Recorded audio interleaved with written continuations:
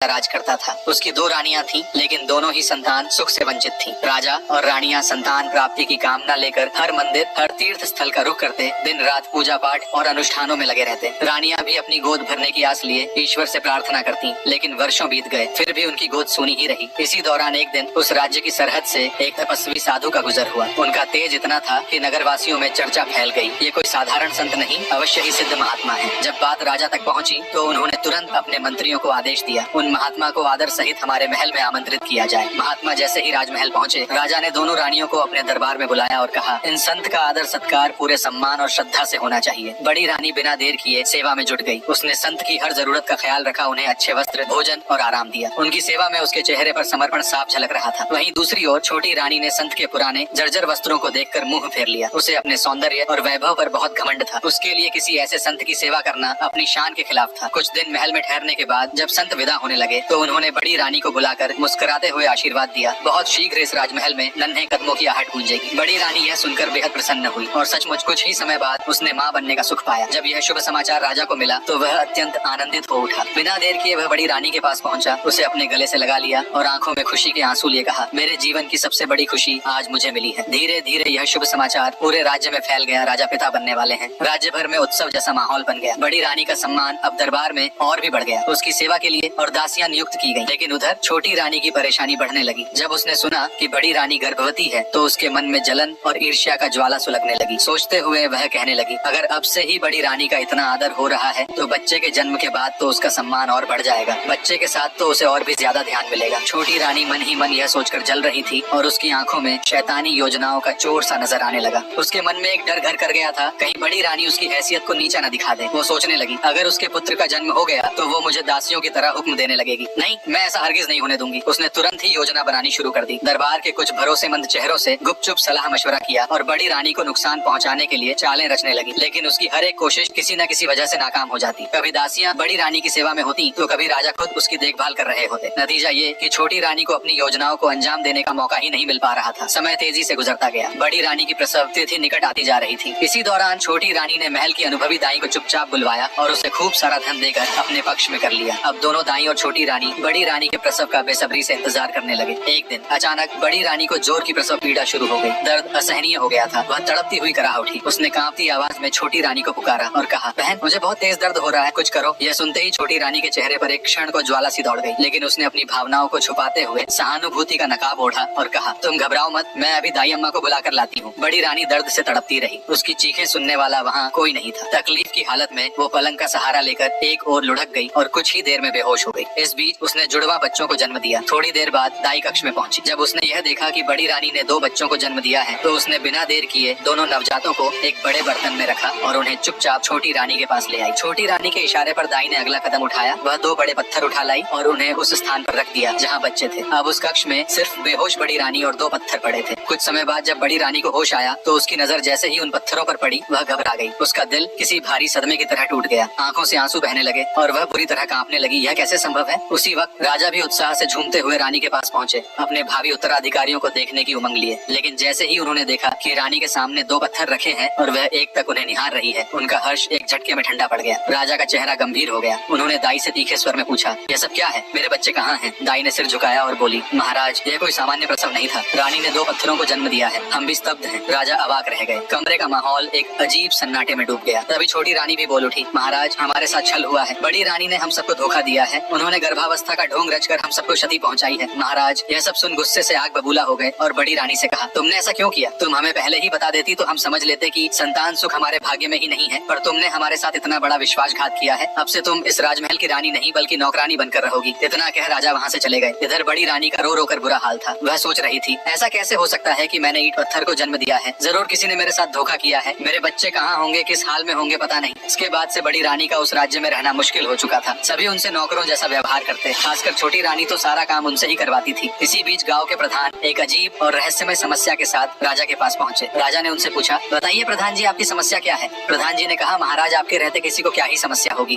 परंतु हमारे गाँव के जंगल में कुछ दिनों से हमें एक चंपा का फूल दिखाई दे रहा है जिसके चारों तरफ बांस का पेड़ है और वह ऐसे दिखाई देता है जैसे बांस का पेड़ उस चंपा के फूलों की रक्षा कर रहा है। और महाराज इससे भी आश्चर्यजनक बात यह है कि उस चंपा के फूल को आज तक कोई भी नहीं तोड़ पाया है। जब भी कोई उसे तोड़ने का प्रयास करता है वह पौधा अचानक से विशाल रूप लेने लग जाता है, जिसके कारण कोई उसे तोड़ नहीं पाता। इतना ही नहीं, वह चंपा का फूल और बांस का पेड़ आपस में मानव आवाज में बात भी करते हैं। महाराज यह सुनकर चौंक गए और कहा, ऐसा कैसे हो सकता है? प्रधान ने वापस कहा, महाराज जब भी कोई उसे तोड़ने का प्रयास करता, चंपा के पौधे से आवाज आती, बांस भैया गाँव के लोग मुझे तोड़ने आए हैं, क्या करूँ, टूट जाऊँ या लागू आसमान? फिर बांस से आवाज आती, नहीं बहना तू लग जा आसमान। इसके बाद चंपा का पौधा विशाल रूप ले लेता है। यह सुन महाराज की उत्सुकता बढ़ गई और उन्होंने अपने मंत्री से कहा, मंत्री जी आप तुरंत प्रधान जी के साथ उस स्थान पर जाएं और पता लगाएं कि आखिर बात क्या है। मंत्री जी तुरंत ही महाराज को प्रणाम कर प्रधान जी के साथ उस घने जंगल की ओर चल पड़े। थोड़ी दूर चलने के बाद मंत्री जी उस स्थान पर पहुंचे गए जहां चंपा का फूल और बांस के पेड़ मौजूद थे। उनके पीछे पीछे गांव के लोग भी उत्सुकतावश वहां आ पहुंचे। मंत्री जी ने देखा कि चंपा का पेड़ बिल्कुल वैसा ही था जैसा प्रधान जी ने दरबार में बताया था और वह सामान्य ऊंचाई पर था, जिसे मंत्री जी आराम से तोड़ सकते थे। फूल के सुगंध से मोहित हुए मंत्री जी जैसे ही फूल तोड़ने के लिए आगे बढ़े, चंपा के पेड़ से आवाज आई, भैया मंत्री जी मेरे फूल तोड़ने आए हैं, मैं टूट जाऊं या लगू आसमान? तभी बांस के पेड़ से आवाज आई, ना बहन चंपा तू लग जा आसमान। ये वही मंत्री जी है जिनके ऊपर हमारी माँ की जिम्मेदारी थी, पर ये उसमें विफल रहे हैं। चंपा और बांस की बिल्कुल स्पष्ट आवाज में वार्तालाप सुन मंत्री जी सन रह गए। अब बांस के पेड़ से फिर आवाज आई, मंत्री जी आप जाइए और अपना राजकाज का काम करिए, आप किसी इंसान की जिम्मेदारी निभाने लायक नहीं है। आपने एक बार भी ये जानने की कोशिश नहीं की कि महारानी गर्भावस्था में कैसी है, उन्हें कोई तकलीफ तो नहीं? मंत्री जी सोच में पड़ गए कि एक बांस के पेड़ को इतना सब कैसे पता, और सच में मैं महारानी को दिन में एक बार देखकर लौट आता था। मंत्री जी ने वापस बांस से पूछा, बताओ मेरी क्या गलती थी? लेकिन इस बार पेड़ से कोई जवाब न आया। मंत्री जो घबराते हुए महल वापस पहुंचे और तुरंत महाराज के पास गए। उन्होंने महाराज को प्रणाम कर कहा, महाराज हमें ऐसा लगता है कि हमने बड़ी रानी का देखभाल अच्छे से नहीं किया है और उनके खिलाफ इस राजमहल में कोई षड्यंत्र रचा गया है। मुझे उन पौधों से बात कर ऐसा लगा, मैंने उनसे और बातें जाननी चाहिए पर उन्होंने कोई जवाब न दिया। क्यों न आप खुद चलकर उन पेड़ों से बात करें और इस विषय को अच्छे से समझे, और हमें बड़ी रानी को भी साथ ले जाना चाहिए। महाराज ने थोड़ी देर सोचकर कहा, ठीक है मंत्री जी, हम सब कल सुबह वहाँ चलेंगे, पर ध्यान रहे बड़ी रानी मेरी नजरों के सामने न आए। अगले दिन महाराज सभी के साथ उसी जगह पहुँच गए जहाँ चंपा का पेड़ था। चंपा के फूलों के सुगंध से मोहित हुई छोटी रानी ने महाराज से आज्ञा ली और जैसे ही फूल तोड़ने पेड़ के पास पहुंची, उसमें से आवाज आई, बांस भैया हमारी सौतेली माँ मेरे फूल तोड़ने आई है, क्या करूं, टूट जाऊं या लगू आसमान? बांस के पेड़ से तुरंत आवाज आई, नहीं बहना तू लग जा आसमान। ये वही औरत है जिसने यह सब षड्यंत्र रचा है। इनके कहने पर ही बुढ़िया दाई ने हमें बर्तन के भीतर छुपाकर चुपचाप इस जंगल में दफना दिया था। बांस की बातें सुन छोटी रानी घबराकर कांपने लगी और कहने लगी, ये पेड़ क्या बकवास कर रहे हैं? मंत्री जी आप हमें ये कहाँ ले आए? मन ही मन वह सोच रही थी कि वो इन पेड़ों को कटवा देगी, पर महाराज के वहाँ होते हुए वह ऐसा नहीं कर सकती थी। इसके बाद महाराज चंपा के पेड़ के पास गए और जैसे ही फूल तोड़ने के लिए उन्होंने हाथ बढ़ाया, उसमें से आवाज आई, बांस भैया महाराज मेरे फूल तोड़ने आए हैं, क्या करूं, टूट जाऊं या लागू आसमान? बांस से आवाज आई, नहीं बहना तू लग जा आसमान। महाराज ने चंपा के पेड़ से पूछा, आप किसी को अपने फूल तोड़ने क्यों नहीं देते हैं? चंपा के पेड़ से आवाज आई, महाराज आप सबने मिलकर हमारी माँ के साथ षड्यंत्र रचा है। कोई भी गर्भ पीड़ा के समय उनके साथ नहीं था और यह तक कि आप भी नहीं, और अपने इसके बाद सच्चाई जाने की कोशिश किए बिना ही हमारी माँ को नौकरानी बना दिया। आप भी इस पाप में उतने ही भागीदार हैं जितने की बाकी लोग हैं। इसके बाद बड़ी रानी चंपा के फूलों के पास गई और उन्हें आराम से सहलाने लगी। अपनी माँ का स्पर्श पाकर चंपा के पौधे ने कहा, बांस भैया हमारी माँ मेरे फूल तोड़ने आई है, मेरा मन तो कर रहा है मैं सारे फूल उनके चरणों में बिखेर दूं। फिर उसने कहा, माँ हमें आपकी बहुत याद आई, हम यहाँ इस घने जंगल में बिल्कुल अकेले थे। ये सब बातें महाराज सुन रहे थे। तभी उन्होंने कहा, आप सब क्या बात कर रहे हैं, कोई मुझे समझाएगा? तभी चंपा के फूलों ने बोलना आरंभ किया, महाराज मैं और बांस भैया आपके और बड़े रानी के ही बच्चे हैं। छोटी रानी हमारी माँ से जलती थी और उन्होंने हमारे खिलाफ षड्यंत्र रचा था। उनके कहने पर बूढ़ी दाई हमें जंगल में दफनाने आई थी। महाराज ने कहा, तो आप चंपा और बांस के रूप में कैसे परिवर्तित हो गए? चंपा के फूल ने जवाब दिया, महाराज जब बूढ़ी दाई हमें दफनाने जंगल की ओर जा रही थी तभी तेज बारिश शुरू हो गई, जिसके कारण उन्होंने हमने बीच जंगल में बिना दफनाए ऐसे ही छोड़ दिया जंगली जानवरों के लिए। लेकिन थोड़ी देर बाद परियों की रानी जंगल भ्रमण करने आई और जैसे ही उन्होंने हमें देखा, उन्होंने मुझे चंपा का पौधा और भैया को बांस का रूप दे दिया। इसी कारण से हम सब देख सकते हैं और बात कर सकते हैं। तभी महाराज ने कहा, तो क्या आप वापस अपने रूप में नहीं आ सकते? चंपा के फूल ने उत्तर दिया, अगर बड़ी रानी बांस भैया के पत्ते और मेरा फूल एक साथ जमीन में रखकर परियों की रानी से प्रार्थना करेंगी तो वह हमें वापस अपने असली रूप में परिवर्तित कर देंगी। इतना सुन बड़ी रानी ने तुरंत ही बांस का पत्ता और चंपा के फूल को एक साथ रख दिया और परियों की रानी से प्रार्थना करने लगी। उनकी प्रार्थना सुन परियों की रानी ने बच्चों को परिवर्तित कर दिया। अपने बच्चों को वापस देख बड़ी रानी बेहद खुश थी और रो रही थी। महाराज की प्रसन्नता का कोई ठिकाना नहीं था।